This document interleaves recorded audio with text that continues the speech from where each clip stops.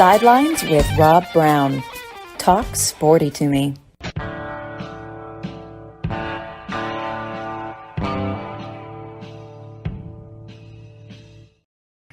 Hi, Rob Browne here with you on this Saturday. College football, basketball, baseball roundtable. Got a great lineup today. Doug Dean, AU Dose down in Birmingham, is going to join in with us, just be part of the fun today because we have a lot to cover.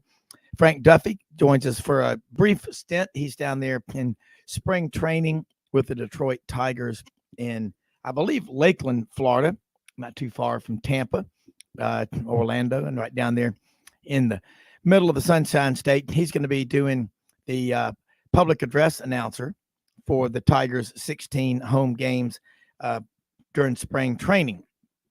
That will be fun for Frank, and they have to train them and what they have to do. And so he'll give us a visit as well here on the round table. Bo Carter will check in again from Dallas. Kevin Scarbinsky from Birmingham. Buddy Martin, GatorBaitMedia.com down in Gainesville will join us in the second hour. A lot to cover. We're here 6 days a week. That's what we do. We're a sports radio show and podcast. We don't try and tell you how to think. We try to make you think, if there's any possible way to do that. If you missed the show live, of course, www.sidelines.live. We're also on radio stations like Sports Radio 104.7 in Cookeville, Tennessee, up on the Cumberland Plateau. And Kicks 96.3, Alex City, Lake Martin, part of the Radio Alabama group of 11 stations that Lee Perryman and the great folks over in Sylacauga have.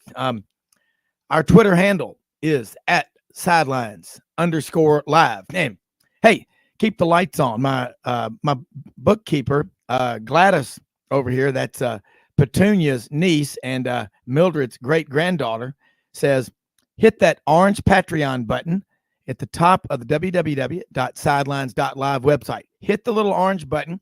It's so easy. Jethro Bodine can do it. My father can do it. I've done it. $5, $10 a month. Keep it going. Keep the show growing. We got a lot going on. We're very blessed. We had over 40,000 unique listeners just on the .live website, and we're on lots of other platforms as well. So follow us again on Twitter @sidelines_live. We love to talk with the best and the smartest and the brightest people out there. So Mildred, cue him up. Batter, swing. Doug Dean from Birmingham, not in a deer stand, not on ground, going one-on-one with a wild hog, not in a duck blind, not in a trout stream, not in the Kenai River in Alaska.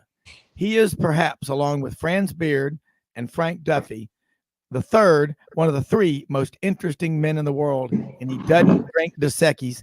He strictly drinks Ham's beer. Doug, how are you? Good morning, Rob, Audrey, soon to be the great Duff, I guess. And yeah. Rob, you have been on an action plan that you're now violating yet again to tone down the ridiculous hyperbole on introducing me. I'm just a working stiff in Birmingham that has an opinion or two and I'm happy when I'm batting 50% accuracy rate on any opinion. Well, yeah, but I know. Trying to tone it down about that. I am drinking some, what is this called? Red River Rose coffee this morning. Yeah. And they put Bible verses. This is Psalm 9:9 on every one of the cups. And I have a little shot of that with some egg bites I got at Trader Joe's. By the way, if you like a quick, easy breakfast, those things rock. They've got bacon and eggs. They're incredible. And they're like less than $3. And there's two of them. And two of them will fill me up. And I have the appetite of a great white shark. Hey, Doug, I got it. Let me interject real quick. It's on a lighter note because the show is probably inescapable that we will get to heavier notes, if you know what I mean. Yes. Before the conversation is over, whether we want to or not, although you don't have callers, so I suppose you could control that. But people want to talk about or hear opinions on what's in the news. But before you dive into all of that, it's so funny, Rob, and this is where I will be headed when I sign off your show. In the Vestavia part of Birmingham, where I live, I just read an article that the great Chad Slade, who I never would have Yes. predicted having a nice NFL career after Auburn. I think he was a Moody, Alabama product. Do I have Yes. that right? Yes. And Rob Browne always kills me. The steel trap for a brain. He's got about what city every one of these recruits is from, not just Auburn recruits. But Chad Slade opened American Kolache. I hope I'm pronouncing that right, with a Kolache, and it's a baked good that is sweet. This beautiful bread, and they stuff it with anything from sweet potatoes to sausage and gravy. So it's breakfast or lunch, and it's really become a hit here in Vestavia. And so I can't wait to walk in there and see this hulking NFL Big Ugly whipping up baked goods, Rob. I'm hungry. Now, where will it be located? Because we got a lot of listeners. We're so fortunate to have a lot of listeners in the Birmingham area. That's easy. It's already open, and it's on Montgomery Highway, Highway 31 in Vestavia, American Kolache. When I go see Chad, I'm going to ask him to give me some free baked goods, Rob, as part of the sponsor deal here. Hey, look, we're all about that, man. And you know, we don't take calls, but we do have a caller on the line right now. Let's go to West Vance. Speaking of fossils, Mildred, I love the way Paul Feinbaum will go. Speaking of the dead, is this correct, Vickers? Mildred, I've been worrying about Alabama basketball. Well, Mildred, what do you think about the situation over there? Well, Frank Duffy told me it's gonna be okay. No Paul. Frank. All right, batting first. I can't wait to hear you pronounce all those Latin names. Is that what the training's about? Roll your R's. Jesus Palacio. I've got it, buddy. I got them all, man. I got the Detroit Tigers and I've got the Philadelphia Phillies all ready to go. Hey, Duff. This is Yes, Doug. sir. How you doing, brother? I hope I'm good seeing you, pal. In our prayers. But I'm just curious. When we hear you broadcasting baseball, are we even going to recognize that it's you? Are you going to do one of those fake announcer voices, or is it the real Duff? I don't know if my New Orleans accent will go well here with the Michigan crowd. I'm going to give it a try. But no, I definitely have that announcer voice in me every now and again when it comes out on the microphone. However, I have a feeling after about game 2 or 3, that New Orleans accent's going to come out, and it's nothing I can do about it. Give us a sample, bottom of the ninth, full count. What's it going to sound like? Well, now, again, don't forget, I am not doing play-by-play. I'm only the in-stadium announcer. But and where I can't tell you what happens on the double play scope over to Bishop, over to Sims, what I can tell you is the Kayam Hot Dog Hour is coming up at the next break. And we're going to be getting free hot dogs to all of our fans in row 4, section 3, seat 12. Well, you've got to figure out a way to get Ballpark Franks involved in this. Well, you know what? But here's the best part. Ken Capps texted me yesterday. He said, look, he goes, I've done work as a mascot. You see anybody roaming around there in a Tigers outfit, kneecap them for me. I'm coming over. Yeah. I told him I'd go Tanya Harding for him. I can hear Frank Duffy right now. Batting left field, Julio Perez. I had a Spanish teacher in 9th grade at Christian Brothers High School, Margaret Sala. And Miss Sala came from Cuba.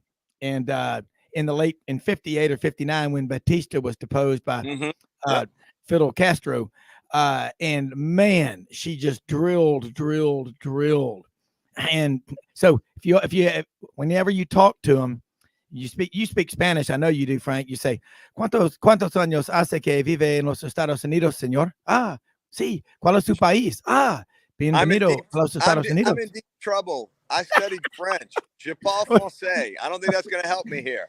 Well, and is that Cajun French or real French? Well, I'll tell you what. What I learned was how to enunciate in proper French. However, all my curse words have come in Cajun French. Yes. Well, Quentin Stein and Smith Tanner are listening right now, both from DeRidder, Lake Charles. By the way, DeRidder and Lake Charles are the same town, aren't they? Close enough. Okay, close enough. Close enough. Hey, I like what Doug was just saying. You're not going to be the play-by-play, but as the PA announcer, you can really set the tone. Oh, absolutely. Yeah. So you select the music. Let me just guess. There's 3 groups that you got to have in the South. Okay. Barry Manilow.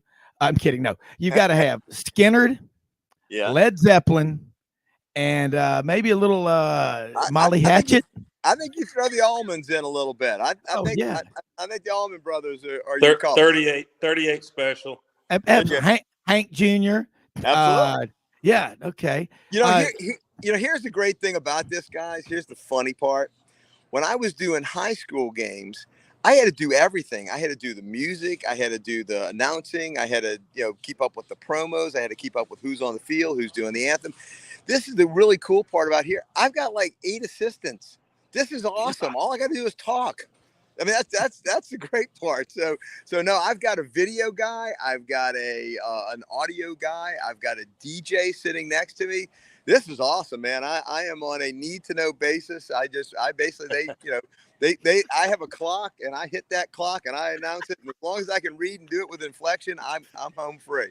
Those Detroit fans are going to be freaked out when the music is Chris Ledoux and Steve Riley and the Mamu Playboys. Frank, you being a New Orleans boy. Yep. Zydeco. Yeah, Rockin' Dopesy, man. Hey, look, he's a pal. He's good pals with my buddy Scott Alexander, whose TV show I do every now and again. And Rockin' Dopesy comes on and plays with his accordion. So yeah, no, I don't know if they're going to allow me to put on any of the Mamu Playboys, but I'm gonna give it a try. That'd be great. Say this, Bud Ritchie, Pierre Landash listening. They're from Alexandria and Baton Rouge. Bottom line, Louisiana people, Frank, wouldn't you agree? Or Doug, wouldn't you agree?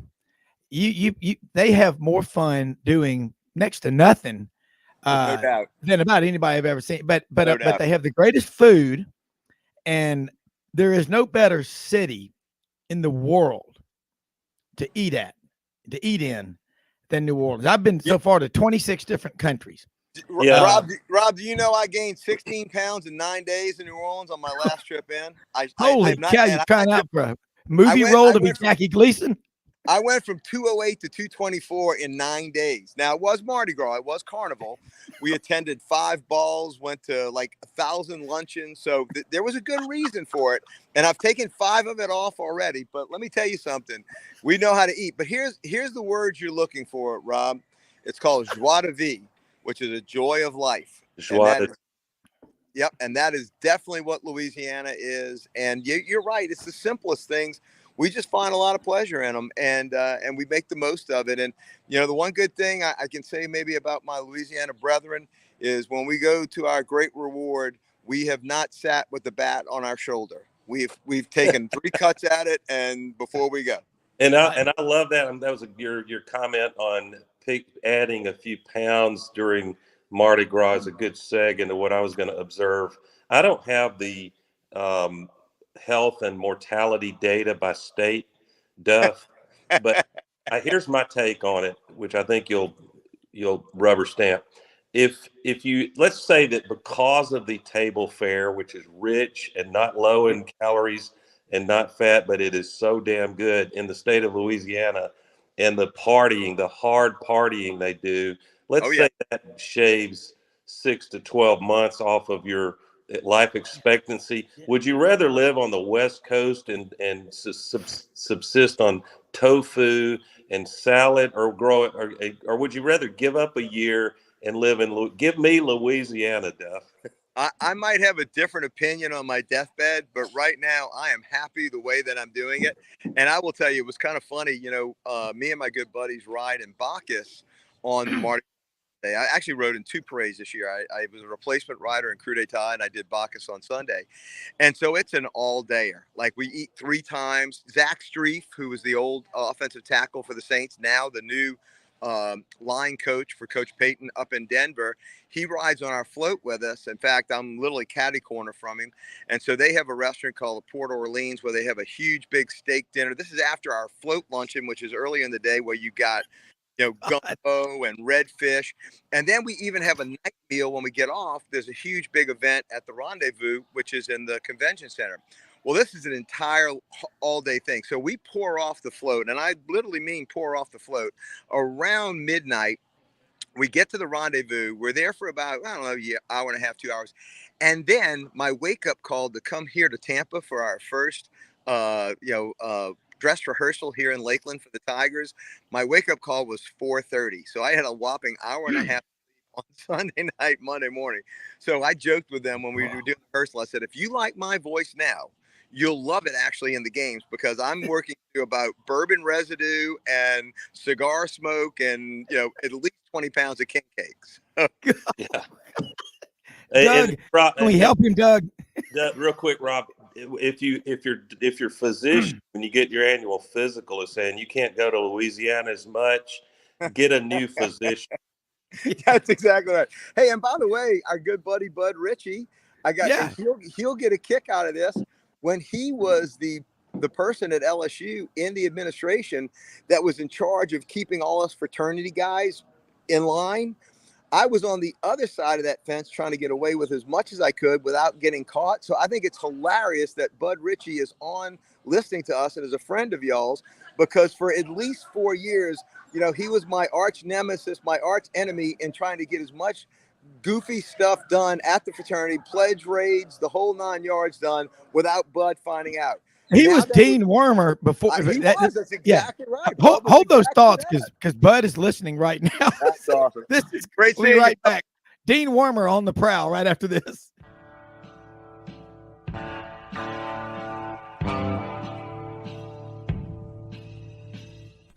Red River Ford and Toyota, located in Wynne, Arkansas. If you're in the market for a new or used car, truck, or SUV, call, go online, or drop by and see them. Located 45 minutes from Memphis, go off the 4-city exit on I-40 and go north about 15 minutes on Highway 1. Easy to work with and still believe in customer service. If you live out of town, they will deliver your vehicle to you. RedRiverFordToyota.com. Just see what they can do. Strengthen your seed zone this spring with quality tillage equipment from House Industries. Located in Cherry Valley, Arkansas, House Industries specializes in manufacturing superior equipment that will minimize your downtime and keep you working in the field. To ensure the highest quality control, all design, fabrication, and testing takes place in a 99,000 square foot manufacturing facility located right here in the heart of the Delta. Locate your nearest House equipment dealer online at houseindustriesinc.com. House Industries, breaking ground. Sidelines with Rob Browne. Talk sporty to me.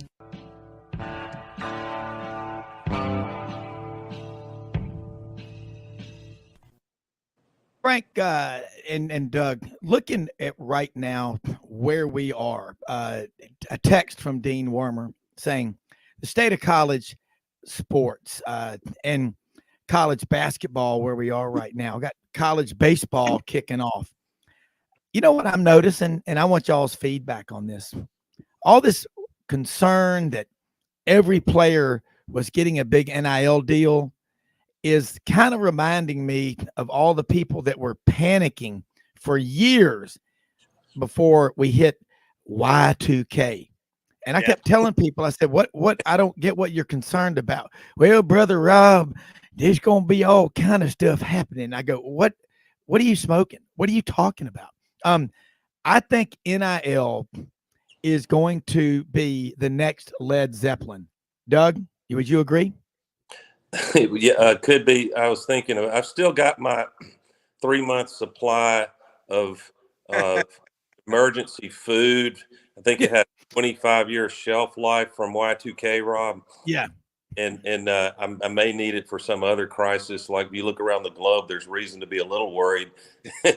Learning Cantonese, China and Russia, but yeah, I mean, we have this compulsion as human beings, most of us, for the next interesting thing to be a black swan event, and almost none of them are, right? Yeah. Rob, I can remember leading up to Y2K. I was doing a lot of investing, I even was doing some day trading. And I knew that Y2K was going to be a whole lot of nothing. And it's funny, I had made a good bit of money in the market from 98 to right before 2000. And then the market dipped very slightly, not much, but it was enough for me to buy back in. And I went long on a lot of things right before Y2K. And thankfully, I sold a lot once we got past it. Because again, what's the old saying, buy on the expectation. Buy at the wake, sell at the wedding. Correct. Exactly. So I do remember what you're talking about. Y2K was perceived to be this calamitous event. And I said, this is going to be nothing.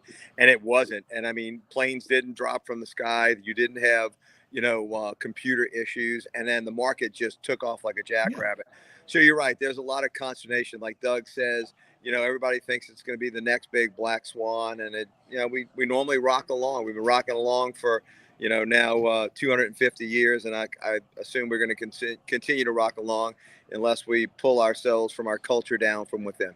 Yeah, because NIL, I just don't see, we're all in the business world.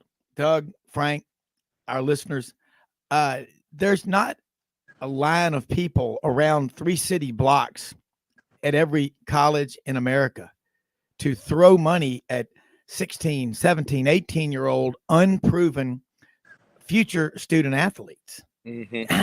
And you remember what Pat Dye Jr. said on the show last week, guys? He made a great point.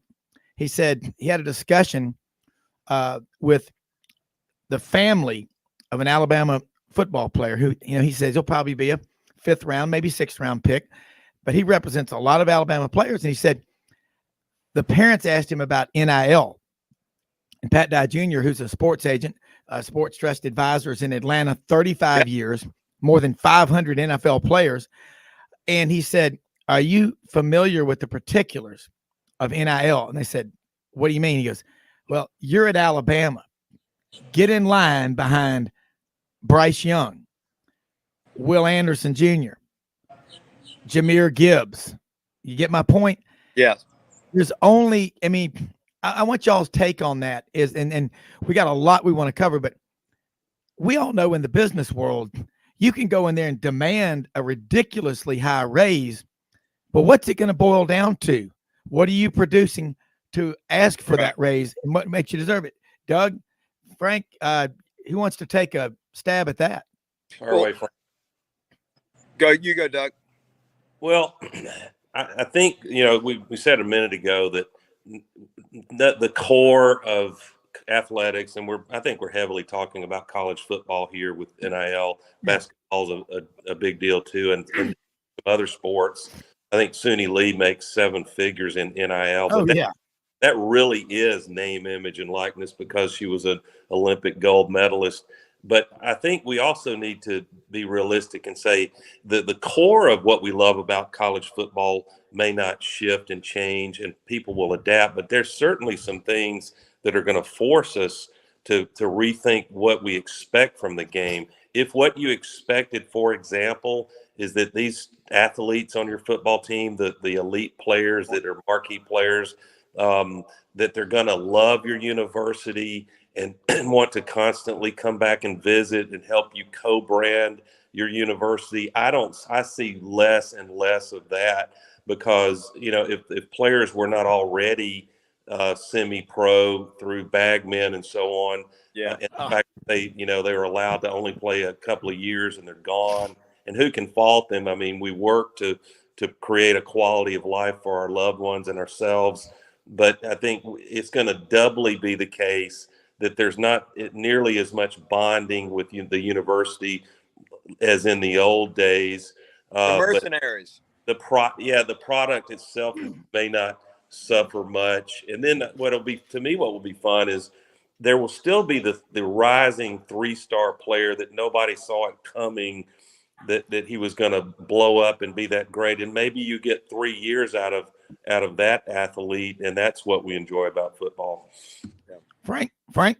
I agree with you.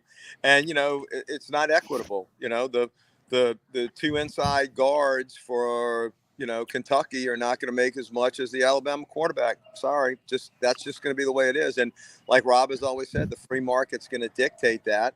But we've kind of opened it up now. Now it still needs regulation. It still needs governance. It's the wild, wild west. But the free market's going to set its course. It's going to set its amounts. And it's just something that we're going to have to live with. It's here and it's not going away. And Rob, let me comment on NCAA and how they fit into this. I think the three of us have agreed for months now that the NCAA is a dinosaur in its late stages. It's ready for the last rites. And I found with amusement, and you guys, because you're so on top of the emerging sports news, I'm sure didn't miss it. But I didn't even really pay attention to the fact that in December, NCAA named a successor to Mark Emmert. Yeah. It's Baker, the former governor of the great state of Massachusetts. But here's what blew my mind, guys. He is not even going to move to Indianapolis. He's going to operate the NCAA remotely. How do you think that works in creating a great culture with the employees at NCAA? Give them a couple of years. They are no more. Yeah. It just adds to the impotence. Yeah. Let me tell you what my theory after listening to both of y'all. I wanted to throw this at y'all. Tell me if you agree.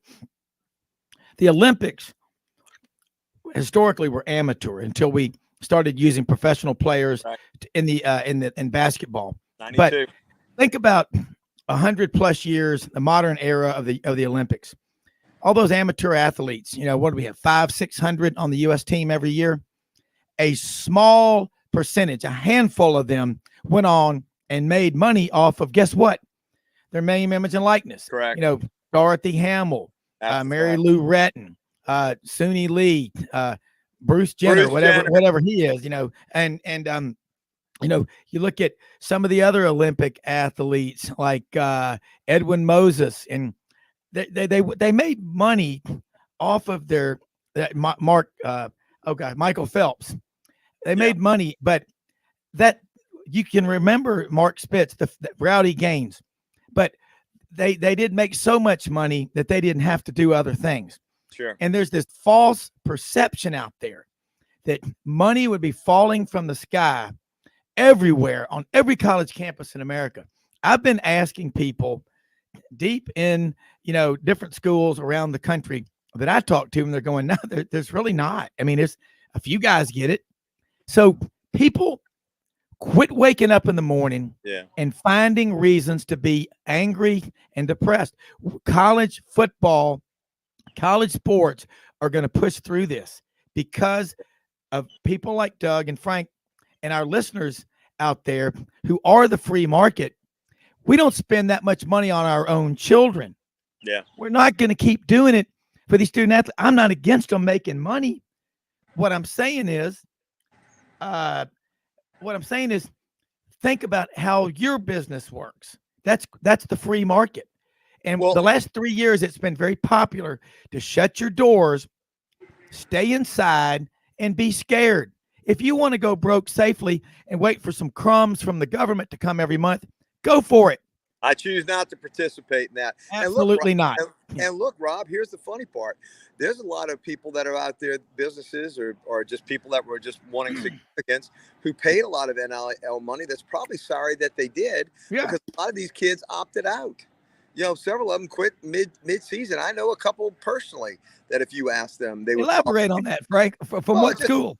Yeah, well, one down on the bayou down. Yeah. No. Yeah. I mean, it's just going to be that way. But it's buyer beware.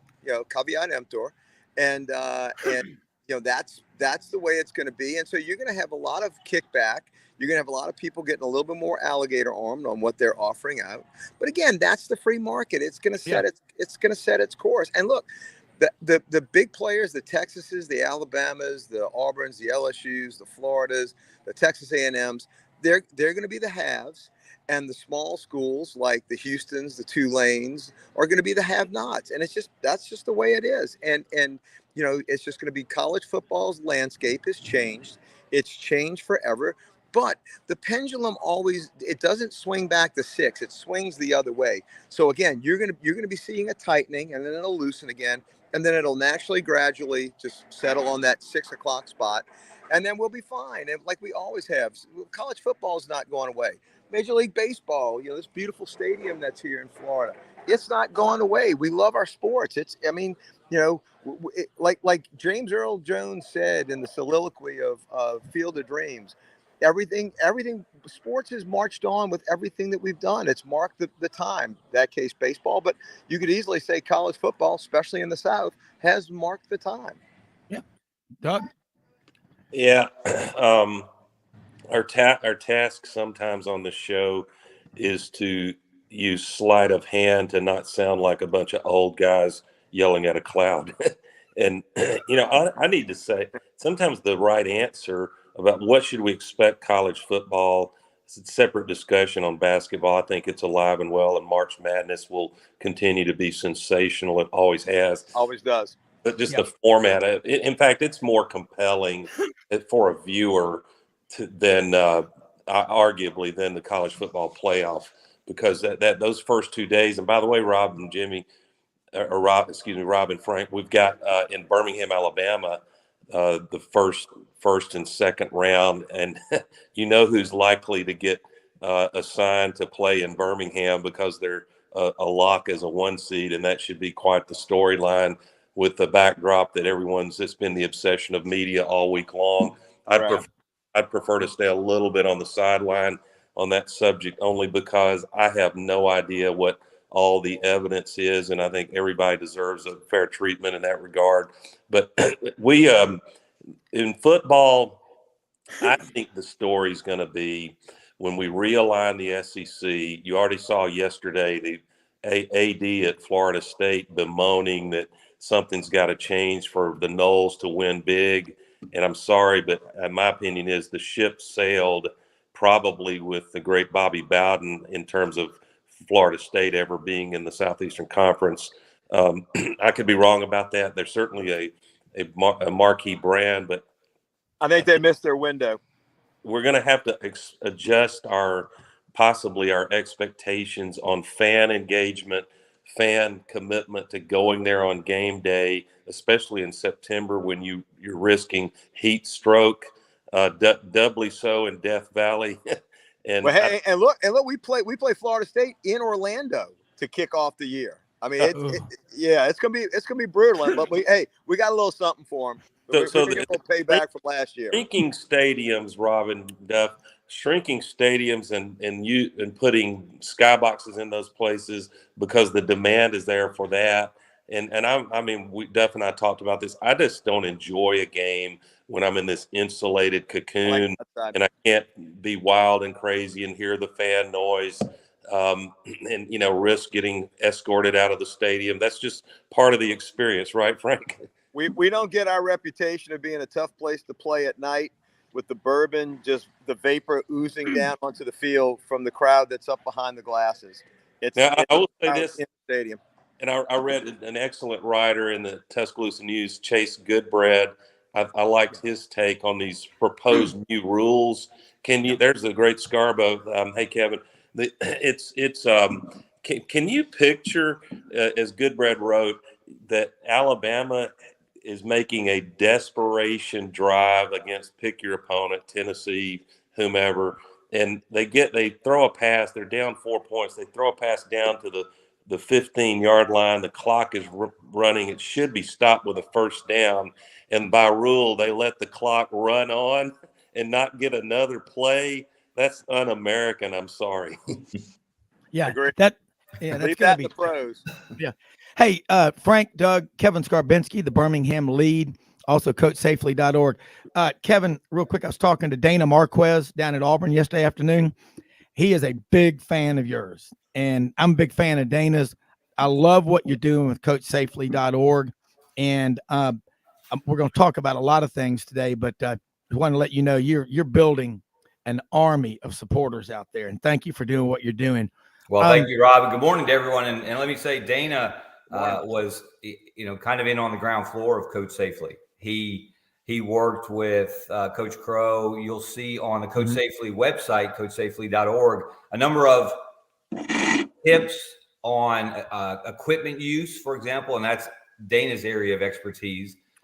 And just so he again is just one of so many people that's contributed their knowledge and their expertise to making sure that Coach Safely is offering really good quality, up-to-date information for youth coaches and parents. Yeah, because it's going to annuitize the future of college football, sports in general, because if the parents, let's be brutally honest about it, moms go to more games than dads when they're raising kids.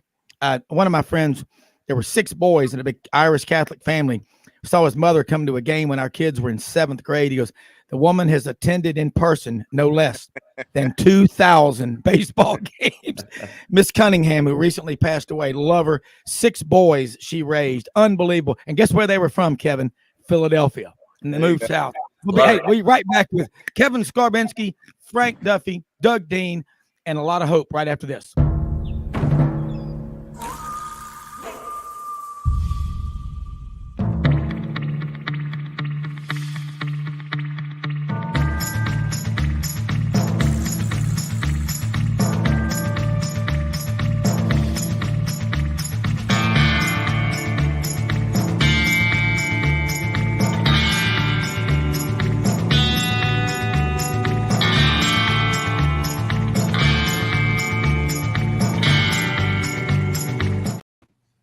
All right, I know Frank Duffy. Kevin, Frank is, you're going to love this, and I know he only had a little window to be on with us this morning. Hello, Bo Carter out in Dallas. Morning, boys. Morning, Kevin.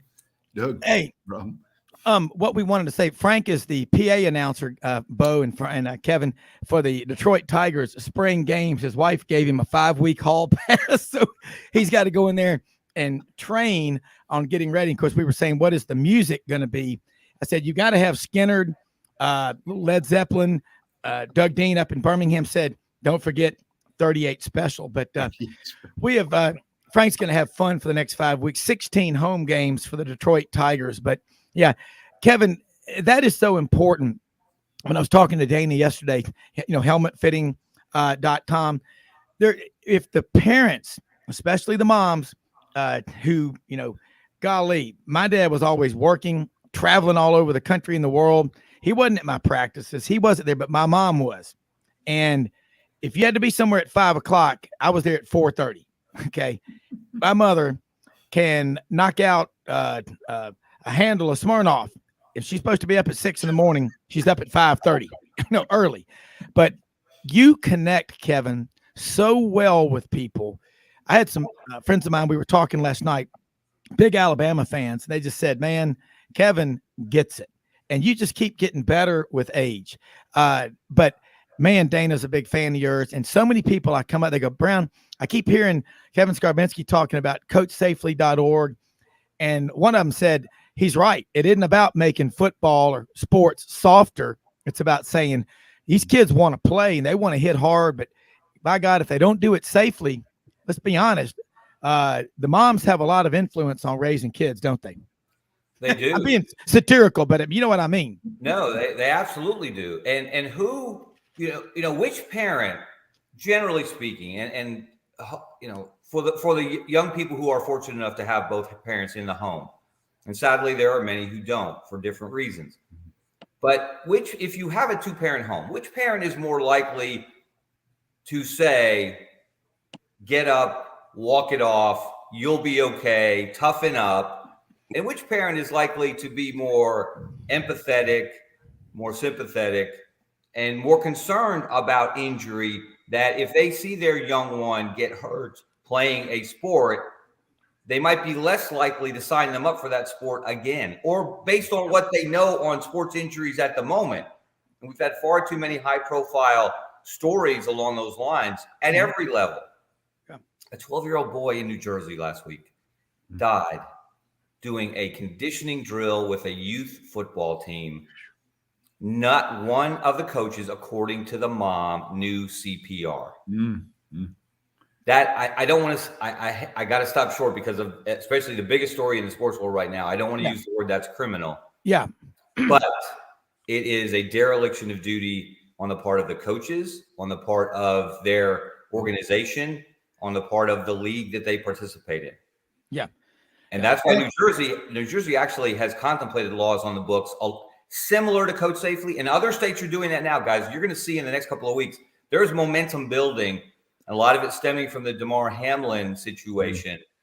There's momentum building to whether make it a recommendation that youth coaches be trained to recognize and prevent injuries, or a mandate, as we have here in Alabama, and that's the only one in the country right now. The Coach Safely Act in Alabama is one of a kind, but hopefully it'll be a trendsetter. And we're starting to see that movement.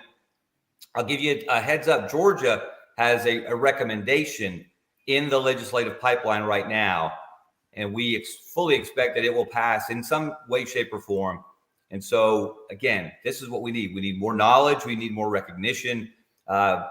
And what you're doing, Rob, on the show has been fantastic in helping to spread the word. That's what that's my job at Coach Safely as the director of communications, is to try to make more people aware of the serious issue of youth sports injuries, and then let them know, hey, the CDC says 50% of these injuries are preventable. And how do you prevent them? Knowledge.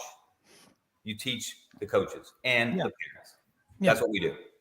Doug, you're there in Birmingham, and I went to the CoachSafely.org dinner August 22nd at beautiful Vestavia Hills Country Club. That's one of the prettiest places. You got that view alone, but it was absolutely packed. And Kevin, real quick before we get on to that big story about the women's lacrosse tournament coming up. Anyway, not digress. But if you come up with a date and location for this year's CoachSafely.org banquet. Not yet, Rob. I will let you know as soon as we do. That's we're chasing a star, shall I say, to serve as the headliner. Last year we had Lou Holtz and Paul Feinbaum, and it was a unique setting because they didn't give speeches; they had a conversation, and it was very entertaining. As you know, you were there, and we're looking for something along those lines. We kind of hit a home run coming out of the box. And we did that on short notice. We didn't have a lot of time to put that event together. So many people pitched in to make it work.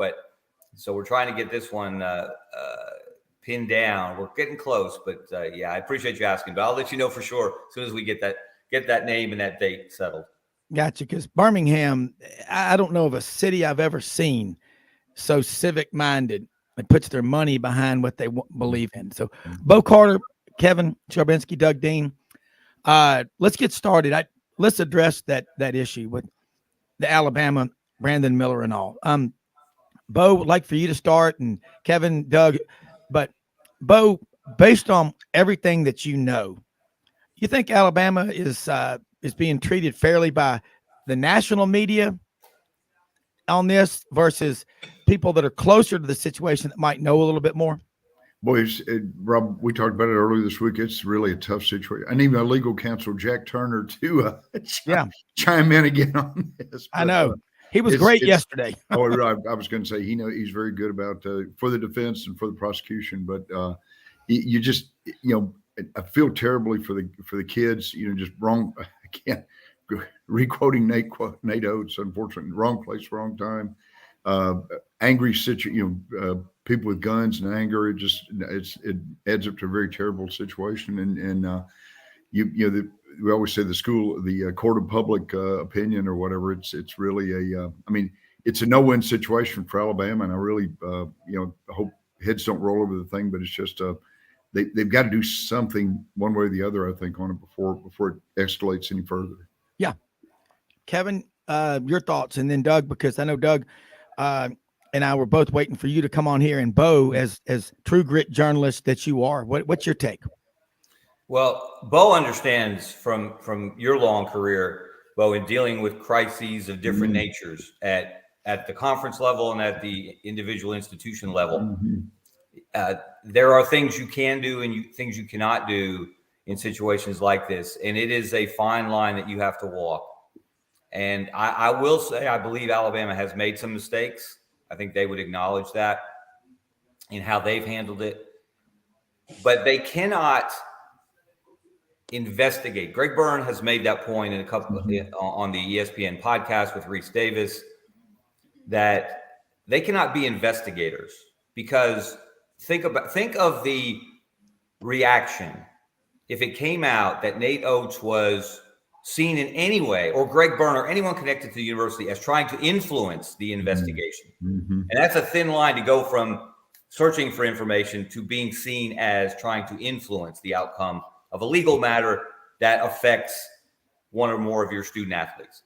So it's not as easy as people seem to assume that, oh yeah, they should have known everything. They should have known it the next day. They did know most of the facts within 24 hours. They knew that Brandon Miller and Jaden Bradley, two of their basketball players, had been at the scene. Okay. They didn't know all the details, but they knew that very important fact. Now, that very important fact was being discussed behind the scenes, did not become public until Tuesday at the preliminary hearing. And one thing that people should know, and I know I was a sports journalist, and I still am in many ways. I was a daily sports journalist for a long time, and I still work in sports journalism. Yeah. A preliminary hearing is just that. It is far from the last word on any legal matter. Very little detail or evidence is introduced by either the prosecution or the defense. There's not a lot of back and forth, not a lot of cross-examination. It is basically the prosecution will give you as little as possible, because in the way this system works here, it has to go to a grand jury. The DA did turn it over to the grand jury, who most likely will come back and say, yes, these young, the two people who have gotten lost in all of this, which is one of the things that saddens me about the way this thing has been discussed in the public forum. Michael Davis is the alleged shooter. Darius Miles is I think it's not, I don't even need to say alleged. He's the owner of the gun that Davis used to fire bullets into the Jeep, one of them killing Jamea Harris. Those names have completely been overshadowed in the last week. All the spotlight is focused, or the majority of the spotlight is focused on Brandon Miller. That is wrong. People were so quick to buy into the narrative that stemmed from the preliminary hearing without hearing a word from Brandon Miller's side. That's irresponsible at the least. And then we did hear a day later from Brandon Miller's attorney. And his version of events was distinctly different than the version produced by the investigator at the preliminary hearing. Yeah. And it differed on two key points. And the truth in that dispute really determines whether Brandon Miller is culpable in some way and should be held accountable in some way, and whether he isn't and shouldn't. Alabama has come down on the isn't and shouldn't side because they believe the information presented by the defense attorney. I know defense attorneys defend their clients. That is their job. They're going to spin everything in that direction. But when a defense attorney puts out a statement and says near the end of it that everything that he has, just his version of events, Brandon Miller's version of events, there is clear video evidence to support that, I tend to give that more weight than I would normally do to a defense attorney's statement defending a client who, in this case, this has gotten lost as well, has not been charged with a crime, from all accounts will not be charged with a crime, because as the assistant DA said, there's nothing they can charge him with based on what they know. Yeah. They didn't present everything they know.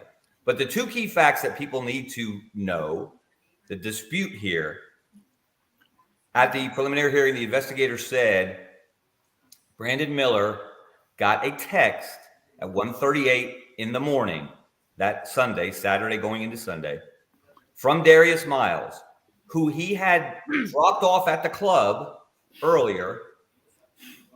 And when he did that, Darius Miles left Darius Miles' gun in the back seat of Brandon Miller's car. And at 1:38, there was a text presented at the preliminary hearing that showed Miles texted Miller and said, "Bring me my gun." Again, they used slang. The text was using slang, but in effect it meant, "Bring me my gun, we're being threatened." If, and this is the narrative that was seized upon and amplified if Brandon Miller was sitting somewhere at his apartment, at a restaurant, wherever, and he got the text and motivated by the text, went to the scene, delivered the gun that very quickly after he got there, Miles retrieved, gave to Davis, who shot and killed Jamea Harris. Mm-hmm. If that's the case, Brandon Miller absolutely made a terrible decision.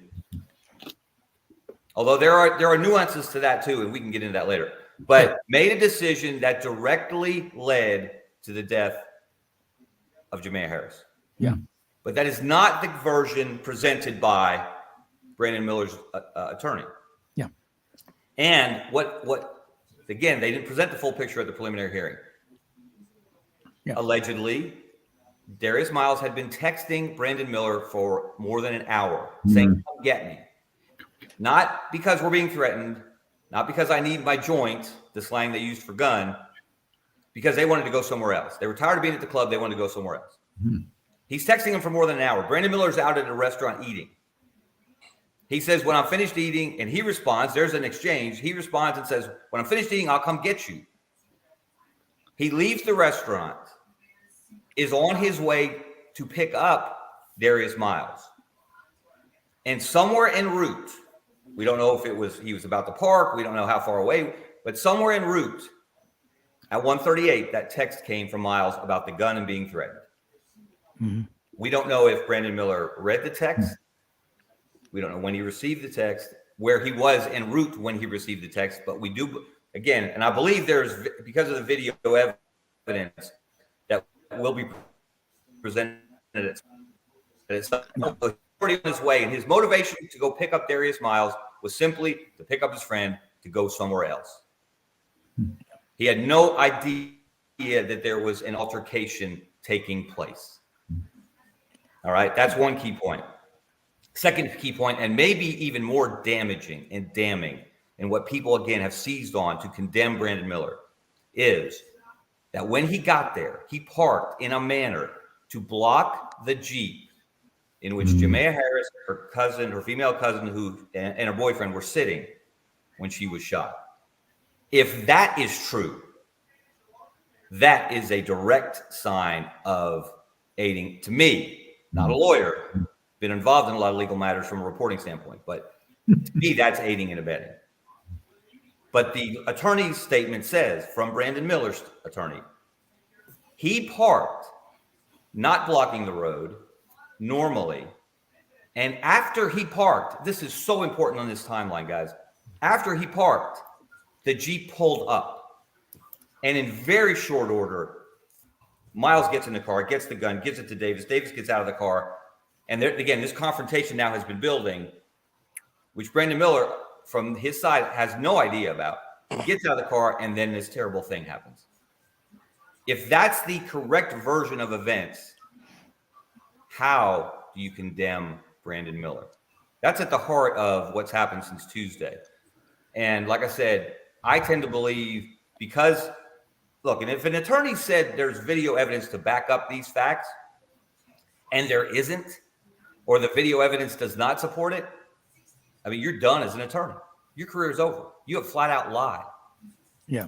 Now, again, attorneys shade the truth all the time to favor their client. Mm-hmm. But if you flat out lie, his career is over. So that's why, again, I tend to put a little more weight on his side of the story. So okay, hold those thoughts, Kevin. That's the basic, Yeah. We're going to take a quick break. To be discussing, and people are letting a lot of those details out in their discussion. Right. We're going to take a quick break. Be right back with more. I know Doug Dean's going to weigh in with Bo Carter, Kevin Scarbinsky, Rob Browne right after this.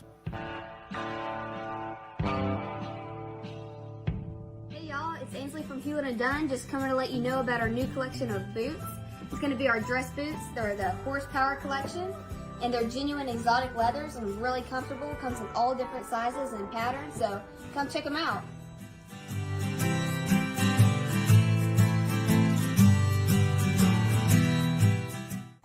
Red River Ford and Toyota, located in Wynne, Arkansas. If you're in the market for a new or used car, truck, or SUV, call, go online, or drop by and see them. Located 45 minutes from Memphis, go off the Forest City exit on I-40 and go north about 15 minutes on Highway 1. Easy to work with and still believe in customer service. If you live out of town, they will deliver your vehicle to you. RedRiverFordToyota.com. Just see what they can do. Strengthen your seed zone this spring with quality tillage equipment from House Industries. Located in Cherry Valley, Arkansas, House Industries specializes in manufacturing superior equipment that will minimize your downtime and keep you working in the field. To ensure the highest quality control, all design, fabrication, and testing takes place in a 99,000 square foot manufacturing facility located right here in the heart of the Delta. Locate your nearest House equipment dealer online at houseindustriesinc.com.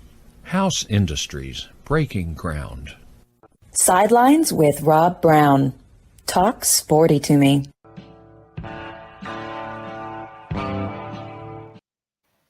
Doug Dean, you've been listening to this there in Birmingham. What Kevin laid it out. Kevin, you may not be a lawyer, but you might want to go to law school. You're damn good. In another life, I was a lawyer.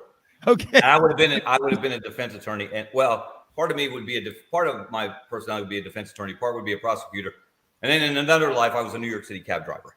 So, which explains the way I drive, which is not a good example for my young sons. All right, man, that's a good explanation. Doug Dean, jump in here.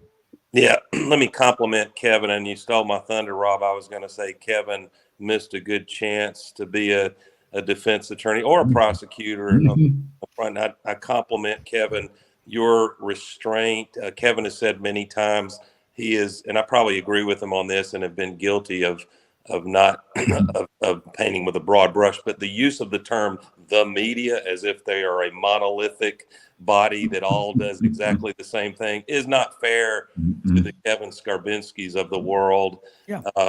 And so it's refreshing, Kevin, to hear you not join the wild pack of dogs, and for the most part in the national media, who have been pretty, and you know, just having grown up around here, it's an out-of-body experience a little bit to see the national media in a feeding frenzy when the Crimson Tide is the organization in question. Maybe I'm biased in saying that, but the only thing Doug, Doug, also though, as a longtime Auburn man, that has happened to Auburn as well. Mm-hmm. People want to believe you know what? And I didn't mean to interrupt, Doug. No, it's quite all right. Go ahead.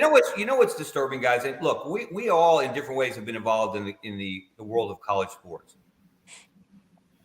The default mode among a large portion, I don't know if it's majority, but a large portion of sports fans seems to be so cynical. Yeah. And so quick to believe the worst about athletes.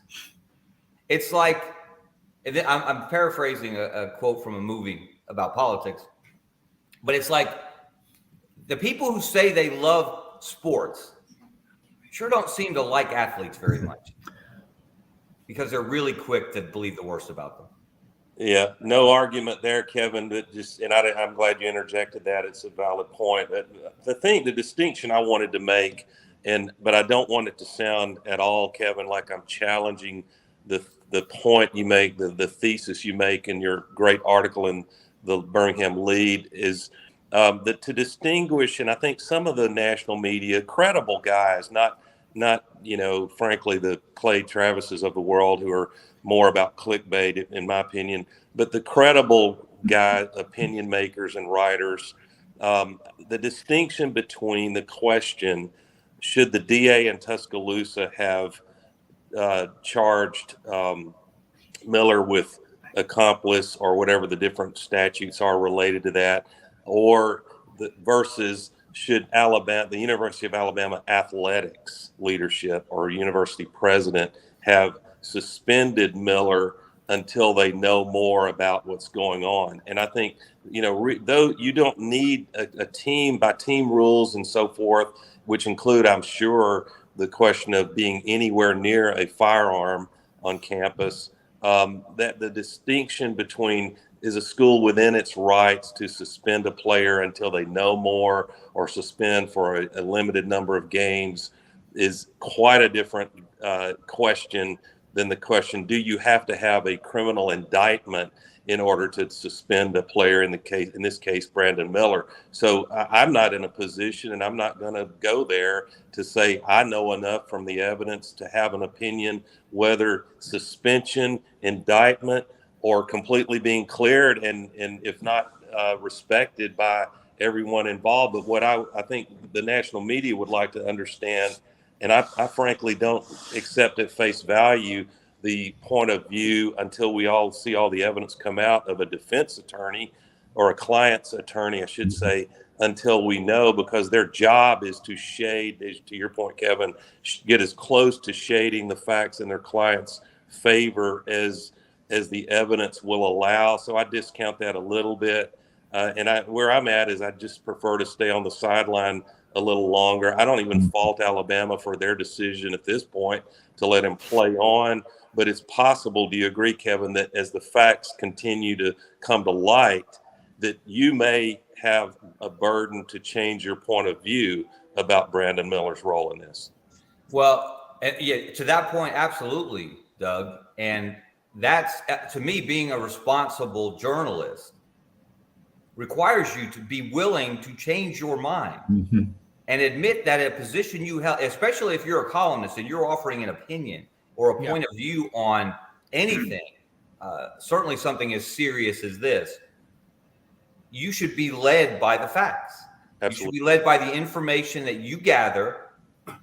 And as you guys know, what I believe I know is not just what I've read in the papers, so to speak, but I do my own reporting. Yeah. I talk to people behind the scenes to try to, I'm trying to learn as much as I can to form an intelligent, accurate opinion to share with my readers. And so, yes, that I certainly will be. I've shown that through the years. I've been wrong, and when it's been shown I've been wrong, I will adjust, and when necessary, apologize. But you make a very good point.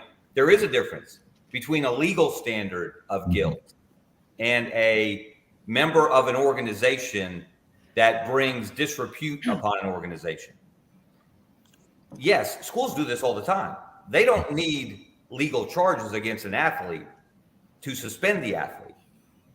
Sometimes it's unfair. Sometimes it's too quick. It's a rush to judgment, if you will, to protect the reputation of the university. But in this case, that is, I think you're right. I think a lot of the national media, which has tended to run in a pack here and with a similar opinion, lambasting Alabama for their decision not to suspend Miller and Bradley, to sort it all out, as you suggested, and many others have.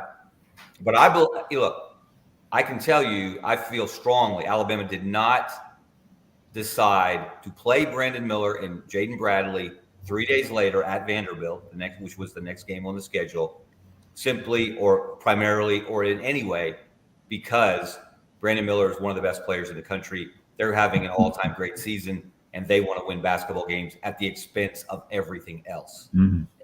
I know that is a strong motivation for Alabama, for Auburn, for schools in the SEC, the Big 12, all across the country. Yeah. But to say, as many people have, Alabama doesn't care about that young woman's life. Alabama doesn't care about that young woman's son, that 5-year-old son who will grow up without a mom. That is callous. That is a callous disregard for the truth. And unless you know Greg Byrne, unless you know Nate Oates, unless you know Antoine Petway, one of the key assistants on that team, unless you know a lot of people that work at the university, unless you've talked to people on the board of trustees, you cannot make that statement, and you should not draw that conclusion. And I wouldn't make that statement or draw that conclusion about any university as a blanket statement, and far too many people are doing that. But it's a different standard, and Alabama believed, based on its knowledge. And like I said, some of the issue for Alabama this week has been, what did they know and when did they know it? Because of what Nate Oates said Tuesday, and that's a situation Alabama didn't handle well. They let Nate Oates, first of all, should never have walked in front of a single media member with a preliminary hearing going on, and this information coming out, the Brandon Miller information particularly, because, again, he's the highest profile figure here on that basketball team. They should have never let Nate walk in front of the media after practice, which he normally does on Tuesdays, without an update on what's happening at the hearing. Yeah. Maybe they should have forced, either they should have pushed back his media visit, or he should have said, and that part of this is on him as well. He should have said, this is a legal matter. There's a hearing going on right now. I just cannot comment. Please understand that. Yeah. And people have, and I will say this, I've generally, this is why I try to get to know coaches in this state. So I have a sense of them as individuals, not just as professionals. And I don't have that kind of relationship with Nate Oates. He arrived at Alabama after I left daily journalism to try to work in different areas and do different things. So I haven't had the opportunity, other than media days and press conferences, to be around, to really get to know him. But I have talked to people who do. And so, again, to label him as someone who only cares about winning, who does not care one bit about that young woman that was lost and her son who lost his mom, again, I think is completely unfair. Yeah. Bo Carter, jump in here. I know you teach journalism, and thank God, like Doug is, Kevin is, and you, and I understand it from what I was taught. I mean, I remember taking the course as a freshman from Jack Sims at Auburn, David Housel, Buddy Davidson. You think you could get away? And David was, and still is, editor emeritus of the Auburn Plainsman. And Kevin, we have a young journalist on the show. He's our intern, William Halliday. He sought us out before Christmas. He's a freshman writer for the Auburn Plainsman, and we had him on yesterday. He comes on Fridays with us, and I'm trying to hook him up with journalists like Bo Carter. I want him to meet you to learn. You need to do your homework. And as you said, you go behind the scenes, Kevin. You protect your sources. What's said OTR is off the record. It's OPSEC. You can never breach that confidentiality. But I like what you said. I get to know these coaches as individuals first before just professionals. Bo Carter, have you ever heard it put as well as what he said and what Doug said prior to him? No, Kevin hit it right on the nose. And we talked about this earlier in the week on the show. Remember the Baylor episode where one player on the team murdered the other guy? They took immediate action. Kevin hit the nail absolutely on the head. You need to, from crisis management 101, you need to just have one spokesman, even if it's the attorney for the school or the vice president for communications or whatever. When 3 or 4, it just, opens cans of worms when you have, it's unfortunate with Coach Oates, but anyone else, when you have 3 or 4 people commenting on the situation, he would have been better served just to say, hey, it's a legal matter. Our legal team's working on this, and I'll talk basketball, but I can't say anything else right now. But sometimes just heat of the moment or whatever just slips out. And Bo, you know what? And because let's be honest, the one phrase that Nate Oates used that people seized upon to point the finger and say he doesn't care is wrong place at the wrong time, describing Brandon Miller's presence at the scene. It sounded cold and heartless based on the information that came out of the preliminary hearing that his motivation for going to the scene was the text from Darius Miles, bring my gun, we're being threatened. Not necessarily, if you believe the statement from the defense attorney, and that he blocked the Jeep with the young woman and her friends in it. Not at all, according to the statement from the defense attorney. And if there is video evidence to back it up, and look, again, you don't make that statement unless you got that evidence. Then you know what? Then in reality, Brandon Miller was in the wrong place at the wrong time. If that's the way it actually unfolded, then his phrase is accurate. However, Bo, he shouldn't be discussing it. Either the AD, either Greg Byrne, or like you said, a legal counsel for the university. This is a serious legal matter. And suddenly, but it is interesting though, and Doug, this goes back to your point that earlier, Brandon Miller is not on trial in the legal system. The legal system has decided he has not committed a crime and will not be prosecuted for any crimes.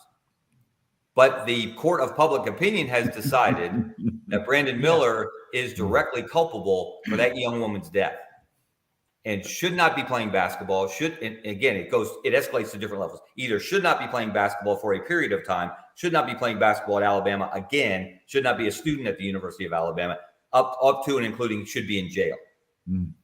That's the gamut of opinions we're getting. And again, that is a rush to judgment well ahead of the facts.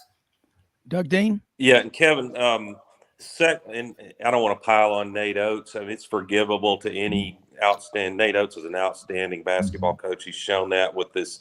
Sorry to talk actual sports, but this having 5 perimeter guys and the genius of that with his roster has been one of the stories of the year. It's forgivable that any outstanding basketball or football coach is not built to manage PR in a high pressure situation. But so the failure, all we really learned from that was that was a failure of University of Alabama's strategic communication department, their PR. How can you knowing that that's in the air and knowing that preliminary hearing had occurred and that some media, Kevin, forgive me, is going to do what they do, asking questions. I can't fault the media for him making the judgment error that he was going to talk to them. But the second thing he said, which was very, what's the saying, inartful, was bringing into the conversation, well, I'm sure that NBA scouts will want to talk to me about Brandon Miller's character. That was the wrong moment to even give a rip about NBA lottery picks. And again, in fairness to him, he said that in response to a question about how this might affect Brandon's status in the NBA or with scouts going into the draft, in this way. So, and there was, let's again try to deal with what we know and what we don't know. He also said, we knew, and he didn't go beyond that. And then Greg Browne on Wednesday, as the attorneys for Brandon Miller's statement was coming out, he went on the podcast, on the ESPN podcast with Reese Davis and Pete Thamel, and he said they didn't know until the preliminary hearing about the text message exchange between Darius Miles and Brandon Miller, and not just one text message, but a series over more than an hour. Like I said, for the most part, they were "Come get me, dude! Come get me, dude! Come get me, dude!" And because we want to go somewhere else. Yeah. And then the one that they picked out and they used that everybody seized upon, Alabama didn't know about that. And people say, wait a minute. So are they not communicating? How could Nate Oates say we knew and then Greg Browne said we didn't know? They're talking about different things. They knew that day at that sunrise that Brandon Miller and Jaden Bradley were there. And they worked to gather information about why they were there, what happened, why were they there? And to make that decision to play them that Tuesday in the next game.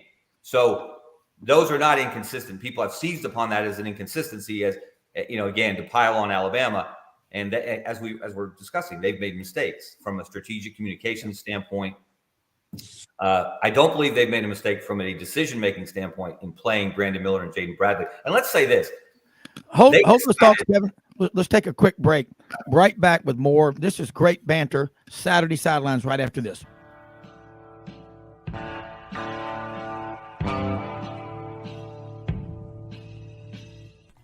Red River Ford and Toyota, located in Wynne, Arkansas.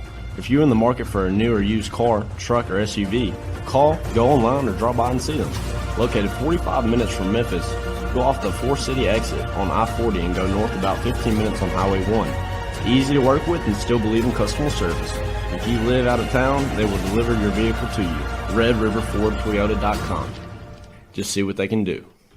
Strengthen your seed zone this spring with quality tillage equipment from House Industries. Located in Cherry Valley, Arkansas, House Industries specializes in manufacturing superior equipment that will minimize your downtime and keep you working in the field. To ensure the highest quality control, all design, fabrication, and testing takes place in a 99,000 square foot manufacturing facility located right here in the heart of the Delta. Locate your nearest House equipment dealer online at houseindustriesinc.com. House Industries, breaking ground. Sidelines with Rob Browne. Talk sporty to me.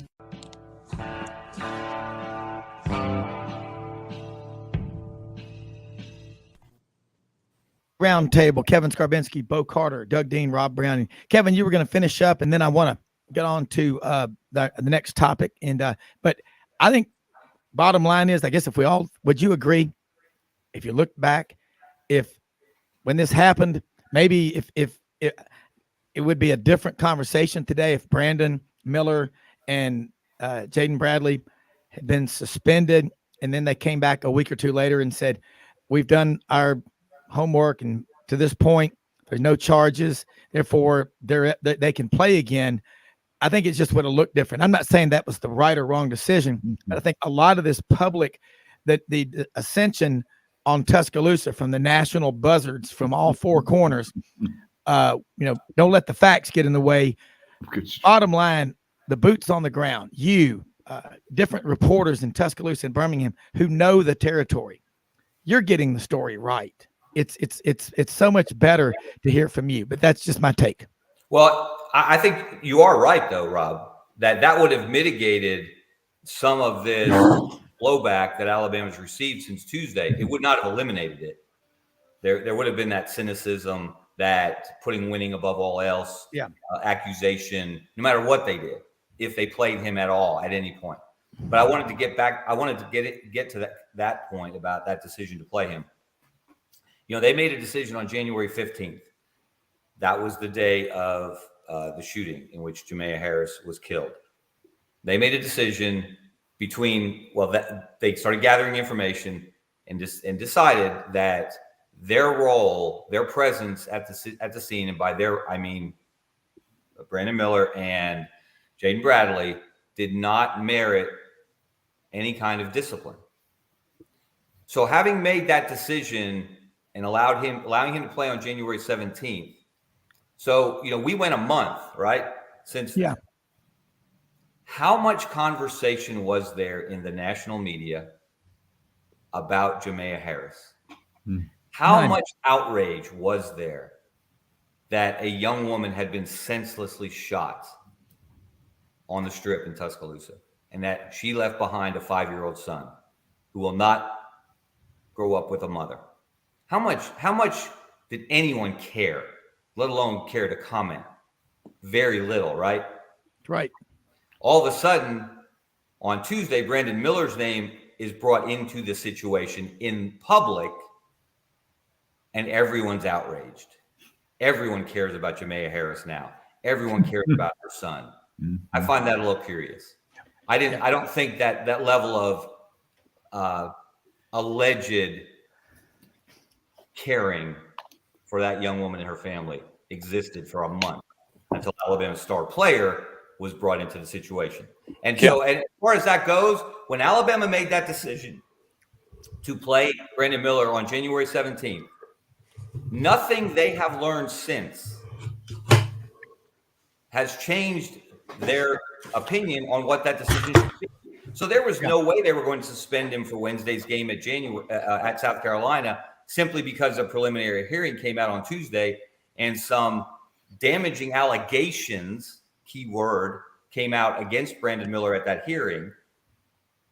Alabama knew there was more to the story, believed there was more to the story, had reason to believe there was more to the story, upon which they based their decision to play him back in January. So they were not going to suspend him for Wednesday's game. They're not going to suspend him for today's game against Arkansas. They're not going to suspend him for the SEC tournament or the NCAA tournament unless they learn something more that actually is factually a reason to suspend him. Yeah. Bottom line there. Yeah. Buddy Martin, GatorbaitMedia.com joins us now. Man, I'll tell you one thing. Now it's time to get a master's in journalism. Kevin Scarbinsky, Bo Carter, Buddy Martin, Doug Dean, Rob Browne. Buddy, we've been talking a little bit about this Brandon Miller situation. I read your GatorbaitMedia.com stuff last night about what's going on at Florida, but I know you probably have an opinion on this and other things. So GatorbaitMedia.com and the Buddy Martin Show, Monday through Thursday nights, 9 p.m. Eastern, Facebook, Twitter. I suggest you follow and watch and learn. Buddy, how are you? Good morning, Rob, and good morning to Doug and Kevin and Bo. And I feel like, was it George Goebel who once I feel like a tuxedo with a pair of brown shoes in this group? Because what you're talking about, it's such a huge story. It's overwhelming.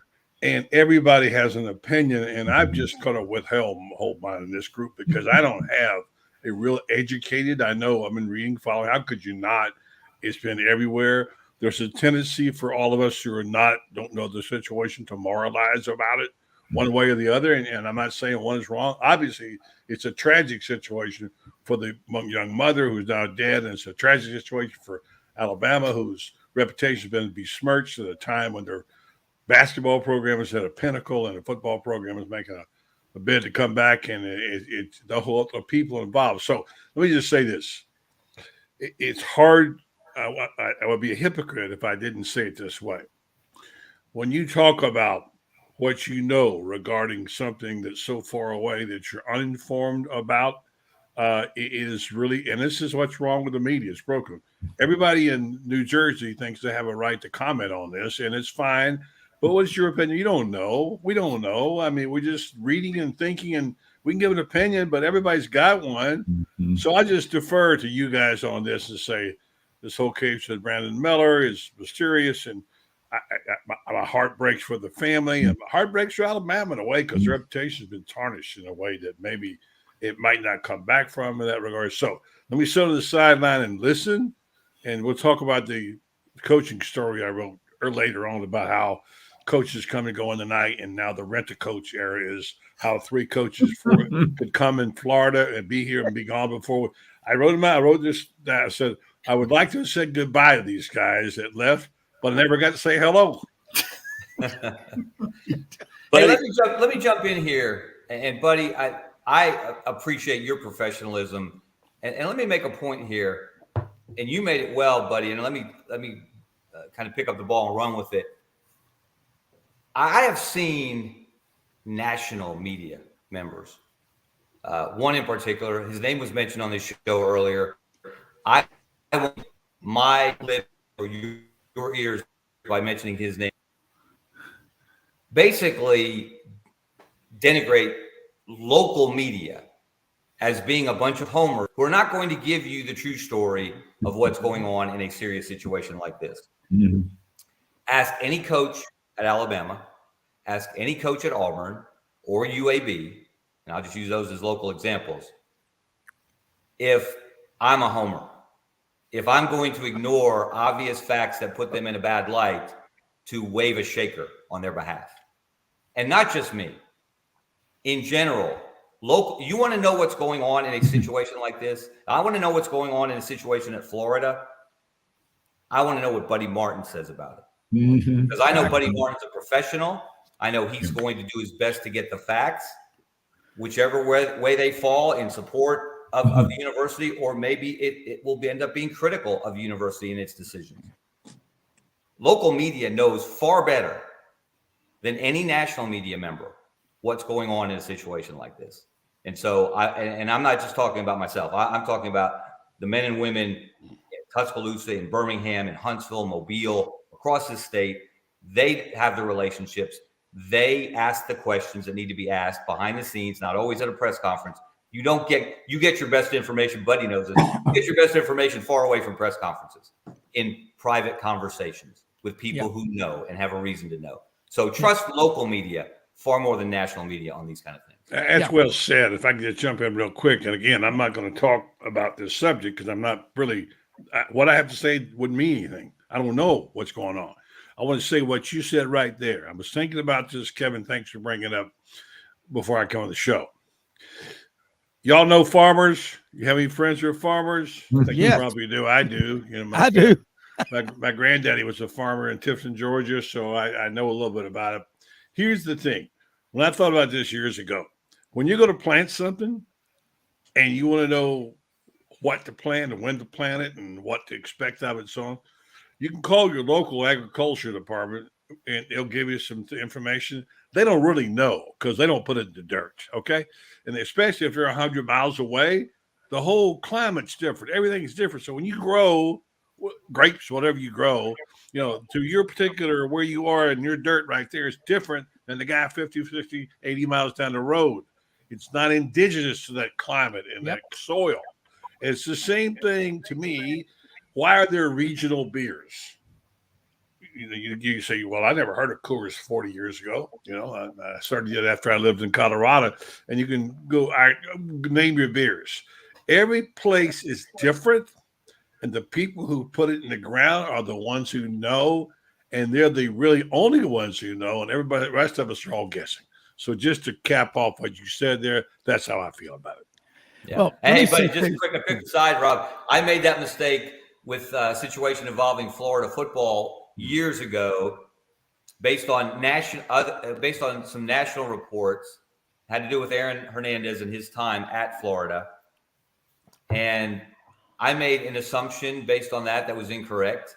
I quickly got a phone call from Jeremy Foley, who was then the athletic director at Florida, and was glad that I did. And I was able to go back and correct what I had said based on his information. So it is important. And again, I've done it. I'm sure we've all done it at times and said, man, I wish I hadn't gone there because I didn't really know. The people on the ground in that area, they're the ones that know. Yeah. Amen. Doug Dean, Bo Carter, y'all jump in here. Let me just say too, buddy, it's not so much what you said, and it does mean a lot to hear you because you're a true grit journalist. It's what you didn't say. Because it's like when a client asks me about a stock or a fund, if I don't know, I'd be wrong to tell them an opinion based on just me wanting them to think I'm smart. I need to go do my due diligence. And in the investment world, the number one rule before making a recommendation on a portfolio, the term is called suitability. Doug Dean. Rob, and great banter is good. And buddy, I would only disagree with you that you're in a tuxedo with brown shoes. More the other way around in my case. I'm in a jumpsuit. But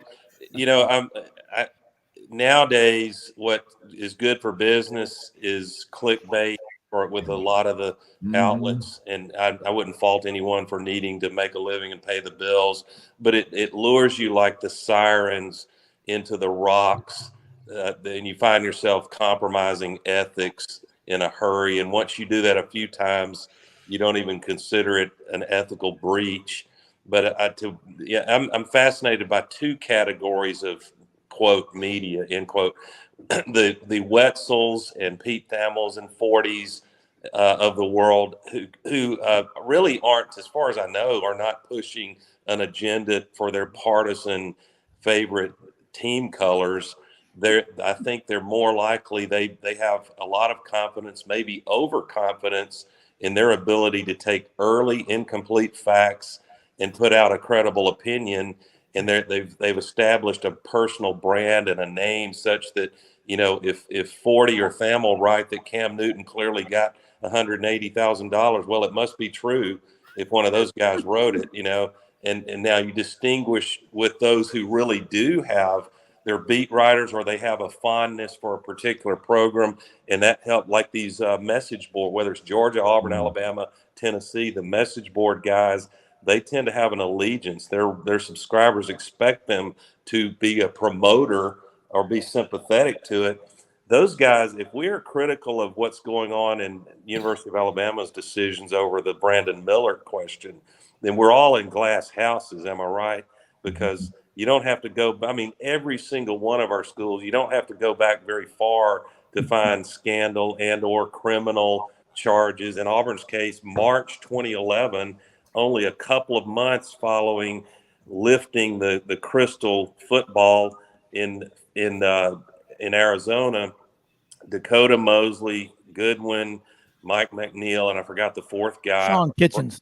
Yeah, break in a house, and they're charged with armed robbery, and Chiswick immediately permanently dismissed them, but he probably had no choice.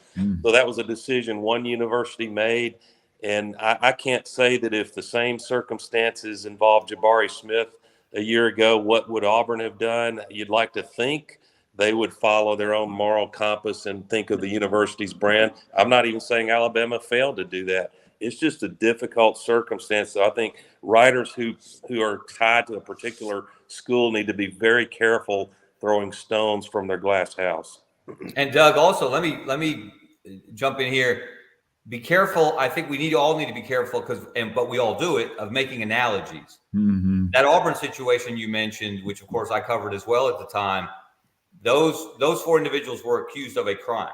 That's right. Just as Darius Miles has been charged with capital murder. Yeah. He was immediately dismissed from not only the basketball team, but the university. Yes. He was the one, and we keep forgetting that there was a member of the Alabama basketball team accused of this crime because it was his gun that Davis used. He was dismissed. They did take action. They did. That's right. Yeah. Yeah. Well, in the words of our attorney yesterday, Jack Carter, Bo Carter's cousin.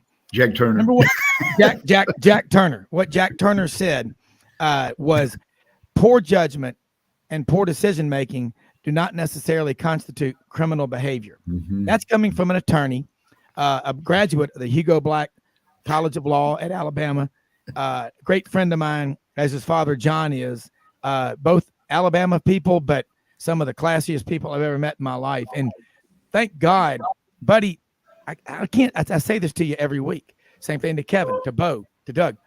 Don't ever retire. It's refreshing to hear people use actual restraint. In the legal system, it's called judicial restraint. Mm-hmm. My grandfather was a judge. He said, I wish everyone who came in the courtroom on a jury would get amnesia when they walked through that door. Mm-hmm. Because you cannot let prejudice, prior offenses, whatever, weigh in. You're not supposed to. You're only being able to convict or acquit based on what you're being charged with. I've been to jury duty one time. It was a 5-car pileup, okay? It wasn't the trial of the century. But Bo Carter, when we come back, I'm going to start calling you the professor because you remind me of a judge. You're sitting there with your hands and you're listening, but God, to hear Kevin, to hear Doug, to hear Buddy say what y'all are saying, I mean, we're actually hearing logic. My wife, Mildred here, everybody ought to take logic. How many of y'all, raise your hand if you took the logic courses in college? It's the best thing we ever did. Deductive reasoning. We're going to be right back for the facts, Jack. Right after this, with more Sidelines.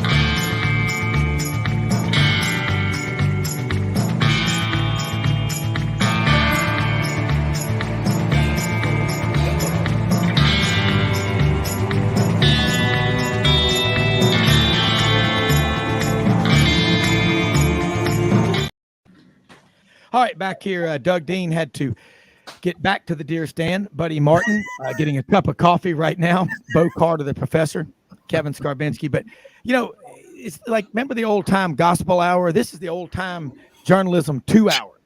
I mean, how refreshing it is. And Buddy knows this. I'm seeing half of Buddy. You ain't half the man you used to be, but now he's gone. He's gone. But Bo knows this, being a sports information director, and God, do I wish we still called them sports information directors. But Kevin, you know this. How many times, Kevin, Bo knows this, all of y'all, have you had a story and everybody thinks they know, and then you go get the facts and it's like, you know, reality is much stranger than fiction. But Bo Carter, weigh in on this. You're hearing all this, taking the course in logic. What does that teach us about the duality of man? Well, good question. Two very good points that Kevin and Buddy and also Doug Dean have made. You can't really, and I made the analogy a minute ago of a murder at Baylor or whatever, but yeah, this is a unique case. You've got to look at all the facts. Again, Alabama did make some mistakes from a communication standpoint. They've just got to go back and kind of retrace their steps and maybe look at everything from the big picture standpoint. And the thing that complicates it again are the chat rooms, the clickbait stuff, the Sportico.com. Giving these alleged experts on suddenly they turn from NBA to being quasi lawyers or whatever, and and people, it's unfortunate, and you guys know as well as I do. People look at it on the internet. Oh, that's got to be gospel truth. You have to vet that stuff, honestly. Yeah, you do. And Kevin and Buddy, both of y'all. Kevin, how many one-on-one conversations, you probably lost count of them, did you have with Coach Dye, where sometimes he may not have been happy with you, but you had the balls to go in there and face him face to face and sit down with him and listen and go back and forth. But at the end of the day, there was honest, real conversation. Same thing with you, Buddy. And Kevin, that's why we try to push so hard on this show, True Grit journalism. Don't let the facts get in the way of a narrative. That's what's really going on in today's world, isn't it? It really is. It's almost as if we're more informed than ever, but less informed.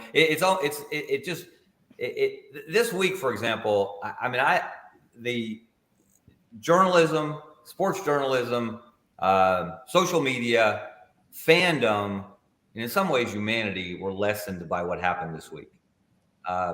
And you talk about Pat Dye. It amazes me in today's climate that he did this. I was a beat writer. I was not a columnist. I just covered Auburn University sports when I started at the Birmingham News in 1984 as an intern, and then 1985 full time covering Auburn. Every Wednesday during football season, Pat Dye and I would sit down in his office one-on-one. Might be 10 minutes, might be 20 minutes, might be 30 minutes. We would talk about anything and everything. A lot of it was not for publication. Yeah.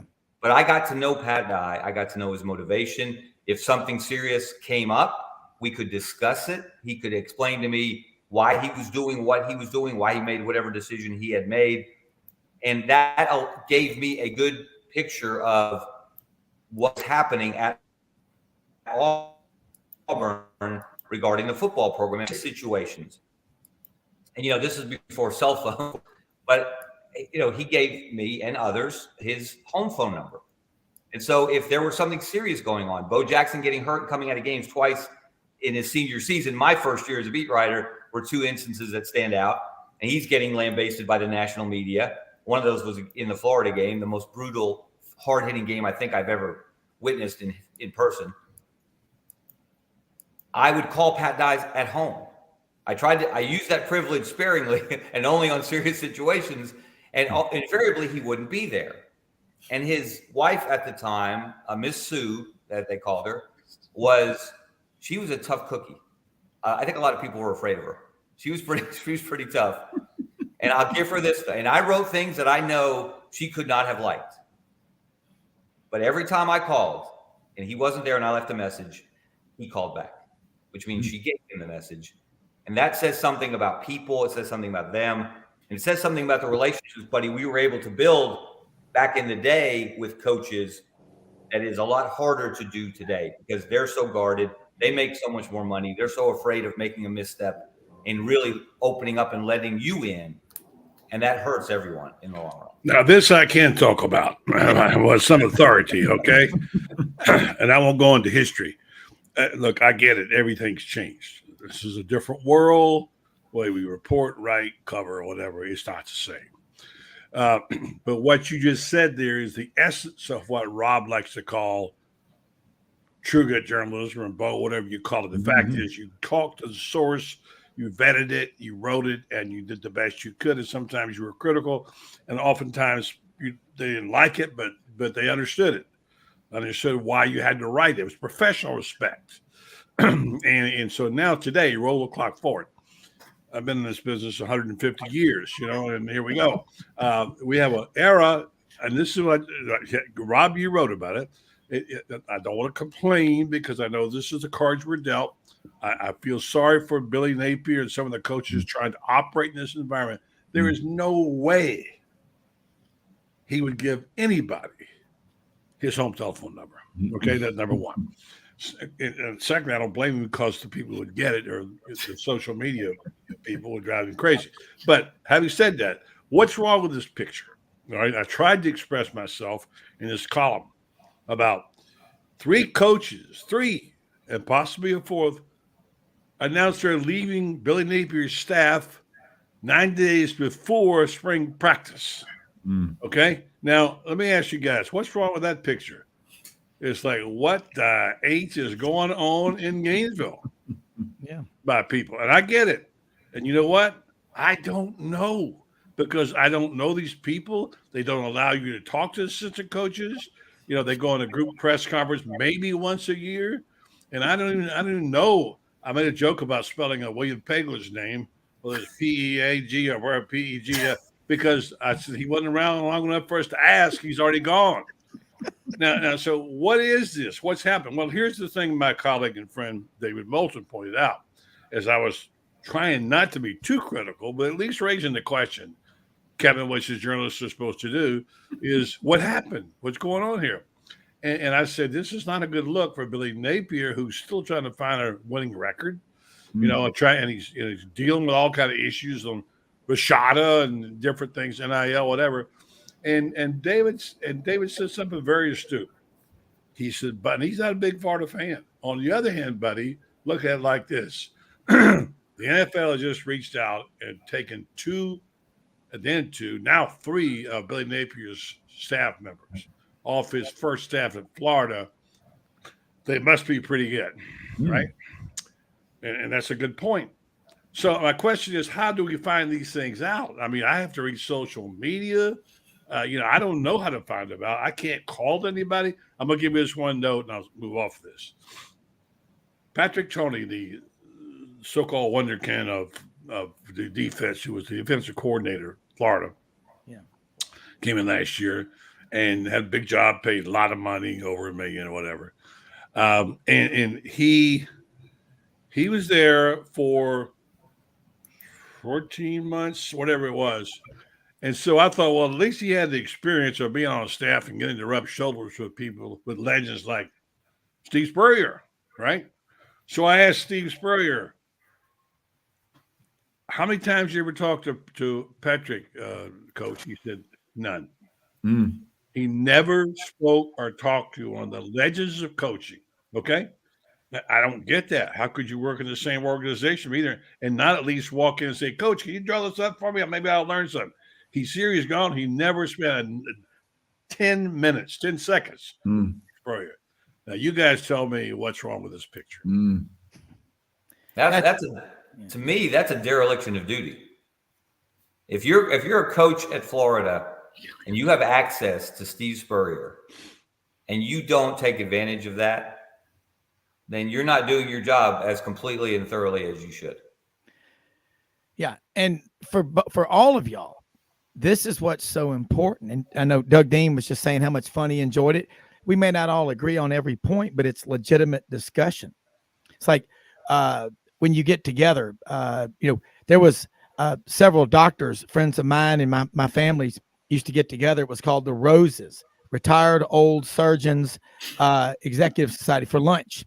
And they would all get together and talk like lawyers do, judges. And I love as a young man and growing up to be at the round table with my dad for lunch and just listen to people in their 50s, 60s, 70s, 80s, 90s, the wisdom.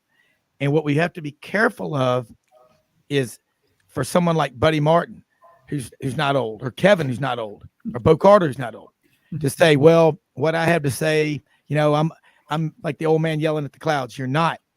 You talk to the young people. And Kevin, you got young kids. I do. And 4 of them, I get texts from my kids now that are 22, 24, 27, and 34. Like, man, you were right. And my son told me 4 years ago one time, he said, Dad, it's not the kids today that are the problem. It's the parents who want to be their kid's best friend. And we really do want to hear the truth. And I said, is that an actual compliment? He goes, well, I said, hold on. Time froze, but that's so refreshing. And buddy, you're damn right. If you're not going in, Kevin, Bo, and just listening to Coach Spurrier, you're a living brain donor. That guy's a badass. I mean, I don't care what he is, 75. He's young. I was playing handball on the court with my dad in his 80s. He wore a jockstrap on his head as a headband. I learned a lot from him. Age and wisdom will overcome youth and stupidity most of the time. I'm just going to say this one thing, and I'll back out. But I want to especially ask Kevin, because he's one of the denizens of the press box, an area that I've always held sacred. And I'll say this: if you were sitting in a press box one seat over from Grantland Rice, I never knew Grantland Rice, but would you talk to him, Kevin? You better believe I would. Hey, listen, some of the best journalists. Look, I went to the University of Florida to graduate school in journalism and communications to learn more about the profession, and I learned so much because my undergraduate degree from Troy was in business, so I needed to learn a lot. I still learn today every day. But one of the best classes I ever took was driving Alf Van Hoos. Longtime sports editor. I love Alf. Yeah. I was a rookie my first year. I'm the Auburn beat writer. I'm 23 years old. I drive Alf Van Hoos, a legend of this profession, longtime sports editor of the Birmingham News. Was in World War II, by the way. Just to date him a little bit. Fascinating character. I drove him from Birmingham to Knoxville. We were covering Auburn, Tennessee that year. So for 4 hours, I got greatest education. What an education. Sports in life. Absolutely. I said very few words other than, Alf, could you crack the window a little bit so your pipe can go out of the car? Other than that, he talked, I listened, and it was fascinating. Fantastic. And I'll just insert this real fast. And that one of my greatest gifts was being good friends with Dan Jenkins. I don't say that to brag. I don't mean that. But I happen to live in Ponte Vedra, not too far from him. One day he showed up with a box of books and said, here. But beyond that, one of the greatest times I ever had was when we drove from the Masters to Washington, D.C. I needed a ride. And we spent that the whole time together talking. And that was, a treasure for me. So again, Patrick Toney, next time you're next to a legend, I'd say introduce yourself to him. Yeah, and to all of y'all, let me just say real quick before we go, hit the IPTAM. It's a new movement. I pay $10 a month. Hit the Patreon button for Sidelines. That's a cool thing. I pay $10 a month. Make the show grow. Mildred always reminds me of that at the sidelines.live website. And we most often see the face of Christ in the least among us folks. And don't give to get, give to give. And if you're a journalist like these guys are, Bo Carter, Kevin Scarbinsky, Buddy Martin, and you're a young, like William Halliday, 19-year-old freshman at Auburn, he soaks it up with you, Bo. He loves it. I mean, and I'm going to get him on a Saturday here with y'all too, but I want both of y'all, Buddy, you first, then Kevin and Bo, tell people how they can follow you, keep up with you, and learn. I think this show, if anything today, has been a reminder that True Grit journalism is alive. John Edward journalism has died in many parts of the country, but he is alive and well on Sidelines 6 days a week, and he is swinging a big stick. Well, thank you. I want to take it a second. I'm proud to be able to work with my son, Brendan, who's really the genius in our company. And we're out there as a small mom and pop, just trying to keep a flame lit and trying to have some modicum of journalism in our site, which is a pay site, for Gator fans. If you want to go try it, we get new ones every week. Amazingly, we seek to keep the lights on. It's called GatorBaitMedia.com. And then my show's on Monday through Thursday nights at 9:00, streaming live on Facebook, Buddy Martin Show. So thanks for letting me be on. Guys, it's always great being with you. Thank you very much. Look, we love it. Hang on with us. And Kevin, let people know how they can keep up with you as well, because you are still a great journalist, and you're not retiring anytime soon, I hope. My bank account and my one son at the University of Florida, my second son about to start college, will ensure that I will be working for years to come. That's good. But let me say, guys, first of all, Rob, thank you for the kind words. This has been a blast, buddy, to talk to you as we do on a regular basis. Bo, to catch up with you again. Bo is a true professional who I learned so much from. back in his days in the SEC at Mississippi State. So this has been fun for me. And then to have Doug Dean earlier. You can follow me on Twitter at Kevin Scarbinsky. I usually will, let you know about my initiatives. I do different things now as an independent contractor, buddy. I'm a one-man mom and pop shop. I'm just a pop shop, I guess. But I do write twice a week for the Lead in Birmingham. It's an online newspaper delivered to your inbox every day. A lot of good journalism in there. I write twice a week on Sundays and Thursdays. And buddy, guys, tomorrow is the last day the Birmingham News will print a newspaper. Man. It hurts my heart. That was my home. That was my professional home for 33 years. I love that paper. I love that paper. It just, again, people like Al Fanhouse, Clyde Bolton, Jimmy Bryan.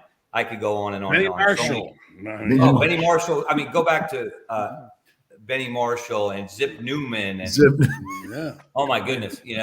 These guys they would be on a Mount Rushmore of sports journalism, certainly in the state of Alabama. So, it's very sad, but we adapt technologically, right, to our times. And so go to BirminghamLead, LEDE.com. You can get a subscription and you can read my work, like I said, twice a week. I got to get you to write some as an expatriate Gator for Gator Bait, Kevin. We'll talk soon. We pay you. I am open. Really well. I am always looking for new opportunities, buddy. Absolutely. Hey, guys, unfortunately, we've run out of time today, but Bo Carter, all of y'all, Kevin, buddy, this is what it's all about. And everybody listening, we'll be back with you Monday, 6 days a week, sidelines.live. We live in the greatest country in the world. Read all about it. You just heard from True Grit journalists. We'll see you Monday. We're out of here.